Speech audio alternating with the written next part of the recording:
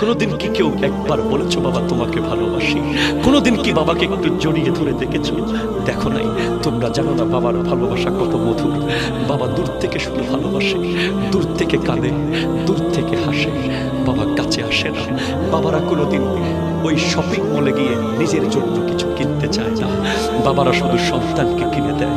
বাবাদের মাথায় কোটি কোটি টেনশন নিয়ে বাবারা ঘরে এসে তোমার মুখখানা একটু দেখলেই, তোমার চেহারা দেখলেই বাবার সব চিন্তা দূর হয়ে যায়।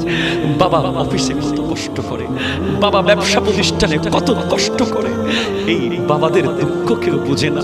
মাকে আমরা জড়িয়ে ধরি, মায়ের কাছে থাকি, মা সব বোঝায়, সন্তান মাকে বোঝায়, মা সন্তানকে বোঝায়, কিন্তু বাপ বেচারা ওই দাদার কবরের পারে গিয়ে কাঁদে, দাদির কবরের পারে গিয়ে কাঁদে। মারে তোমরা চলে গেলে আজ আমি বড় অসহায় হয়ে গেলাম। খবরদার ভাই, বাবার চেহারার দিকে তাকাবেন, আমার আল্লাহ হজের সওয়াব দেবে আপনাকে। খবরদার ভাই, বাবার মনে কষ্ট দেবেন না। আল্লাহর ওয়াস্তে বাবার দিকে তেড়ে যাবেন না, বাবার সাথে রেগে যাবেন না। বাবা যদি ভুল কথাও বলে মাথা পেতে নেবেন। বাবা যদি আপনাকে ঘর থেকে বের করে দেয়, আমার নবী বলতে লাগলেন, ওয়ালা তুআক্কাদনা ওয়ালিদাইকা ওয়া ইন আমারাকা আন তাখরুজা মিন আহলিকা ওয়া মালিকা। তোমার বাপ যদি তোমাকে সম্পদ থেকে বের করে দেয়, তোমার বাপ যদি তোমাকে ত্যায্য পুত্র করে দেয়, তুমি মুস্কি হেসে বলবে, আব্বা আমি ঘর থেকে চলে গেলে যদি তুমি খুশি হয়ে যাও, আমি খুশি। ঠিক কিনা কথা বলেন?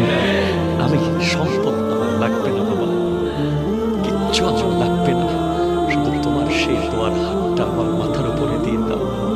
বিশ্বাস করেন, আমি আপনাকে গ্যারান্টি দিয়ে বলছি, বাবার কাছে টাকা থাকলেও, বাবা ব্যবসায়ী হোক, বাবা কোটি টাকার মালিক হোক, তারপরেও চাকরি থেকে যখন আপনি বেতন পান, আপনি 100টা টাকা বাবার হাতে দিয়ে, 500টা টাকা বাবার হাতে দিয়ে, বাপ বলবে না না লাগবে না, আপনি বলবেন তুমি নদীতে ফেলে দাও।